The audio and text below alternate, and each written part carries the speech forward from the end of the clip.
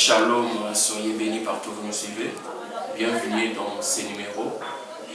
Et Héros dans la foi chrétienne. Héros dans la foi chrétienne est une émission qui nous permet d'avoir une certaine connaissance biblique. Parce que c'est une émission qui est vraiment un enseignement. Donc c'est beaucoup plus enseignement. Voilà. Tout en étant chrétien, nous devons savoir ce que le christianisme nous prêche, ce que Jésus-Christ, les apôtres ont prêché. Parce qu'aujourd'hui, l'hérésie règne dans l'église corps de Christ. Alors nous, comme les prédicateurs de l'évangile, comme les enseignants de la doctrine chrétienne, nous devons nous lever pour transmettre ce que le Seigneur nous a transmis par son Esprit Saint. Voilà pourquoi nous sommes en train d'organiser cette émission Héros dans la foi chrétienne pour essayer d'expliquer c'est quoi le christianisme, qu'est-ce que la Bible parle au sujet du christianisme, qu'est-ce que la Bible nous enseigne. Voilà. Ça c'est notre deuxième numéro. Nous allons parler des livres d'Exode. Parce que vous savez, cette émission est tirée de mon livre Devient les héros dans la foi chrétienne. C'est un livre qui nous donne certaines informations sur le fondement du christianisme. Alors, pour les amoureux des Écritures, pour les amoureux de la saine doctrine, ce livre est très important pour nous, que tu sois pasteur, prophète, docteur, évangéliste, apôtre ou chrétien, adorateur du Seigneur Jésus-Christ. Ce livre, c'est un trésor pour nous. Voilà. Nous sommes en train de parler des livres de l'Exode. Le livre de l'Exode est le deuxième livre de la Bible et le deuxième livre de la Torah. La Torah, nous savons, c'est les 5 livres que Moïse, le prophète, a écrits. Alors, Exode. L'Exode, c'est une sortie d'un groupe de peuples ou d'un groupe de personnes sortir, quitter le milieu A vers le milieu B. Et ce mouvement-là s'appelle Exode. Il n'y a pas l'exode d'une seule personne, mais il y a l'exode d'un groupe de personnes. C'est ce qu'a fait l'Israël pendant sa captivité en Égypte. Selon la prophétie, il fallait sortir, quitter l'esclavagisme.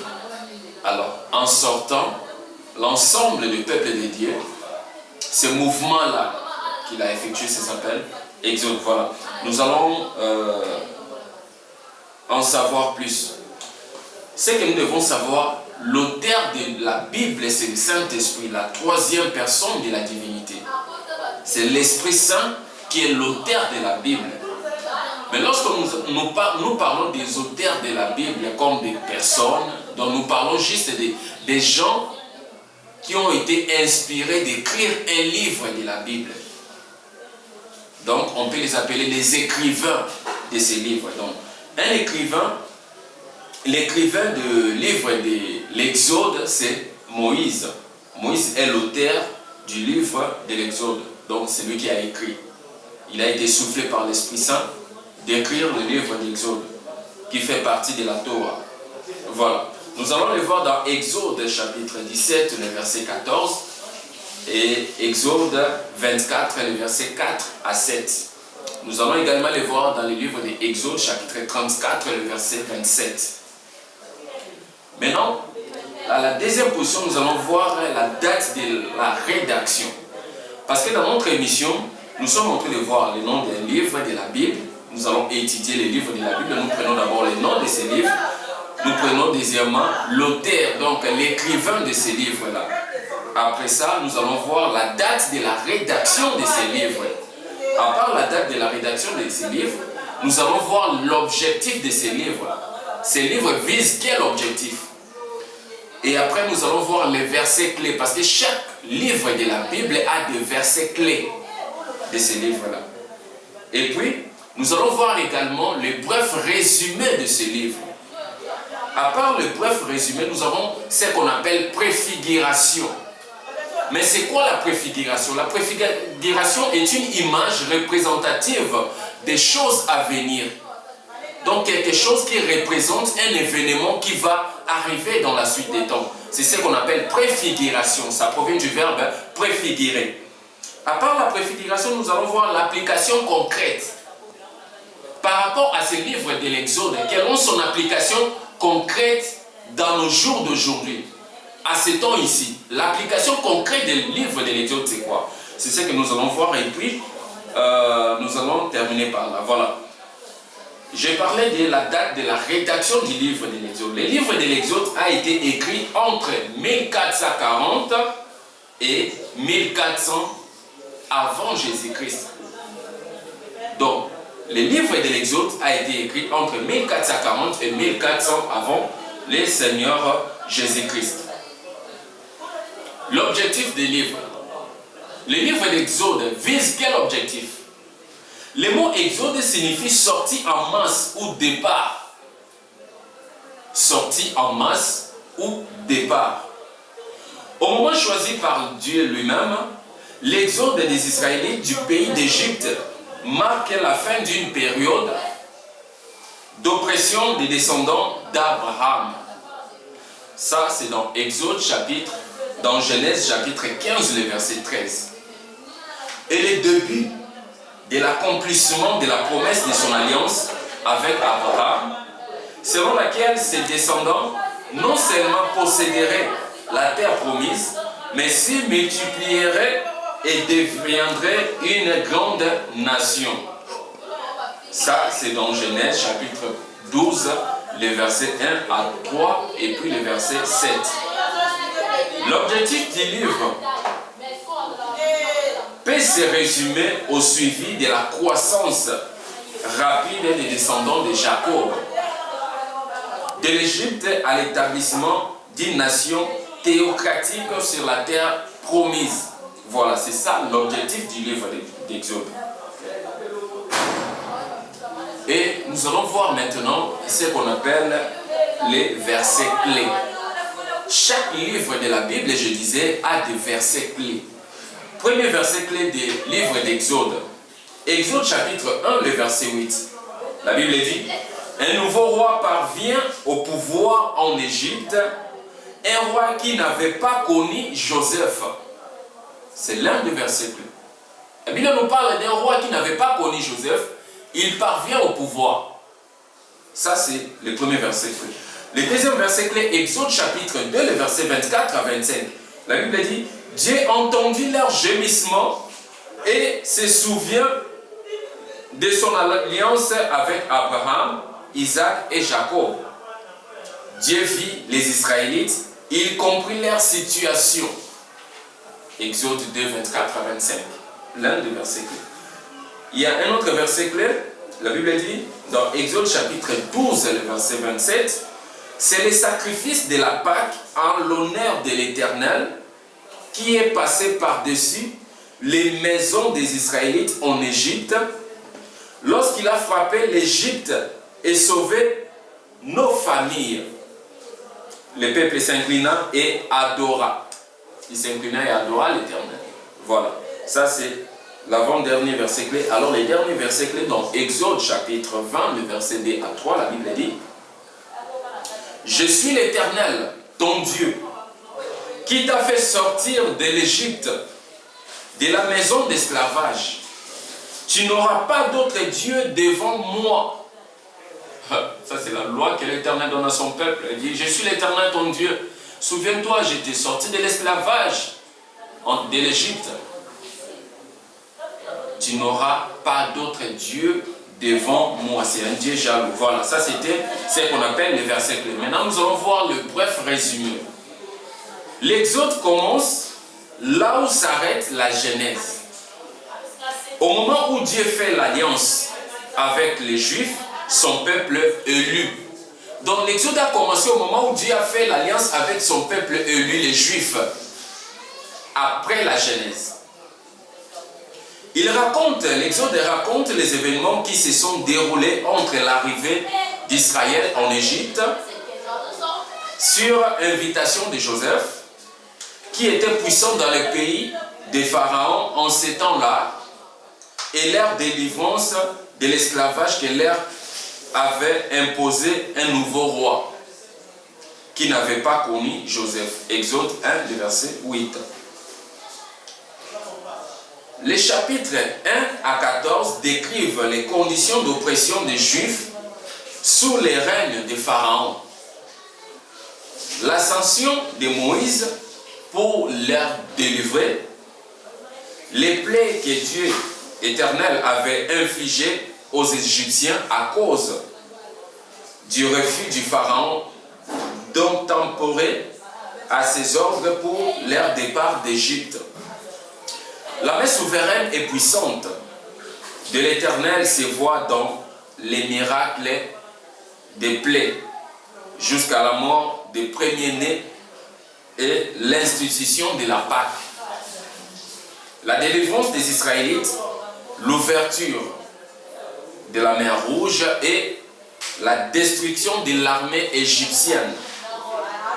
La partie centrale du livre de l'Exode est consacrée à leur errance dans les déserts et la provision miraculeuse de l'Éternel pour son peuple. Changea l'eau amère en eau douce, fit jaillir de l'eau d'un rocher, leur accorda la victoire sur ceux qui voulaient les détruire, leur donna sa loi écrite de sa propre main sur des tables de pierre et manifesta sa présence par une colonne de feu pendant la nuit et une nuée pendant le jour. Le peuple murmurait et se rébellait continuellement contre l'Éternel son Dieu. Peu importe le miracle que l'Éternel a opéré. Il a frappé de plaies l'Égypte, il a fait jaillir l'eau du rocher, il a fait descendre les pains du ciel, il a fait beaucoup de miracles, mais le peuple murmurait continuellement contre l'Éternel. C'est pourquoi je dis toujours que le miracle ne sauve pas. Voilà, nous allons continuer. Le dernier tiers du livre d'Exode décrit la construction de l'arche de l'Alliance et les plans pour les tabernacles avec ses divers sacrifices, autels, meubles, cérémonies et formes de culte. Voilà ce que nous appelons bref résumé du livre de l'Exode. À part le bref résumé du livre de l'Exode, nous allons voir maintenant la préfiguration. Les nombreux sacrifices exigés des Israélites sont une purification de l'ultime sacrifice, l'agneau pascal de Dieu, Jésus-Christ. La nuit de la dernière plaie d'Égypte, un agneau sans défaut devait être immolé et son sang appliqué sur les linteaux des maisons appartenant au peuple de l'Éternel, les protégeant ainsi de l'ange de la mort. C'est ce qui préfigure Jésus-Christ, l'agneau de l'Éternel sans défaut et sans tache. Ça se trouve dans 1 Pierre chapitre 1, le verset 19. Dont le sang est appliqué sur nous pour nous délivrer de la mort et nous garantir la vie éternelle. Parmi les représentations symboliques de Christ dans les livres d'Exode, il y a le récit de l'agneau qui jaillit, il y a le récit de l'eau qui jaillit du rocher en Exode 17, verset 6. Comme Moïse a frappé les rochers pour en faire jaillir de l'eau porteuse de vie pour abreuver le peuple, l'Éternel a frappé les rochers de notre salut en crucifiant Jésus-Christ pour nos péchés. Et c'est de ces rochers qu'est sortie l'eau vive. Jean chapitre 4, le verset 10. La provision de la manne dans les déserts est une image parfaite de Christ. Le pain de vie, Jean chapitre 6, le verset 48, que Dieu a pourvu pour nous donner la vie. Jésus-Christ est le pain de vie que Dieu a pourvu pour nous donner la vie. Donc nous allons voir que le pain que l'Éternel a fait descendre au désert pour nourrir son peuple pendant ces temps de l'exode. La Bible nous dit que c'est une préfiguration de pain qui est Jésus-Christ, notre pain de vie, pour nous donner une vie éternelle. Voilà, ça c'est ce qu'on appelle la préfiguration du livre de l'Exode. Maintenant, le livre de l'Exode, il y a une autre partie qu'on appelle application concrète. Quelle est l'application concrète du livre de l'Exode actuellement dans ces temps-ci? La loi de Moïse a été donnée en partie pour démontrer à l'humanité qu'elle était incapable de la respecter. Nous sommes incapables de plaire à l'Éternel en observant la loi. C'est pourquoi Paul nous exhorte à croire en Jésus-Christ afin d'être déclaré juste sur base de la foi en œuvre de la loi. Donc, je disais, c'est pourquoi Paul nous exhorte à croire en Jésus-Christ afin d'être déclaré juste sur base de la foi en Christ et non des œuvres de la loi, puisque personne ne sera considéré comme juste sur base des œuvres de la loi. Galates chapitre 2, le verset 16. La provision de l'Éternel pour les Israélites, de la délivrance de la captivité à la manne et au caille dans le désert, témoigne clairement de sa grâce pour son peuple. L'Éternel a promis de pourvoir à tous nos besoins. L'Éternel est fidèle, lui qui vous a appelé à vivre en communion avec son Fils, Jésus-Christ, le Seigneur de gloire, notre Seigneur. 1 Corinthiens chapitre 1er, le verset 9. Nous devons faire confiance au Seigneur, lui, qui peut nous délivrer de tout. Il ne laisse pas le péché éternellement impuni. Par conséquent, nous pouvons lui faire confiance pour sa rétribution et sa justice. Quand l'Éternel nous tire d'une situation difficile, on ne devrait pas chercher à y retourner.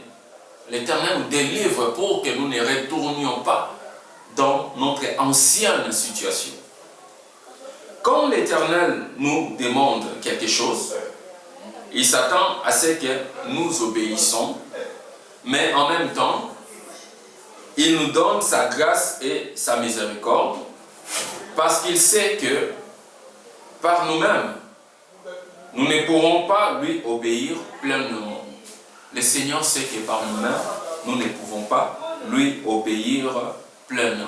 Lorsqu'il nous demande de faire quelque chose, il s'attend à ce que nous le fassions normalement et puis exactement par son Esprit Saint, bien sûr. Ça, c'était l'explication de notre livre Devient l'héros dans la foi, la partie Exode. Nous sommes dans la saine doctrine, nous sommes dans le christianisme, nous devons savoir la Bible, parce que dans la Bible, il y a tout. Ne nous laissons pas entraîner par le précepte des hommes, par des hérésies qui circulent dans l'Église aujourd'hui. Mais cherchons à connaître la Bible. Et alors cet ouvrage est pour nous aider à décortiquer la Bible comme nous venons de décortiquer le livre de l'Exode. Que l'Éternel Dieu vous bénisse.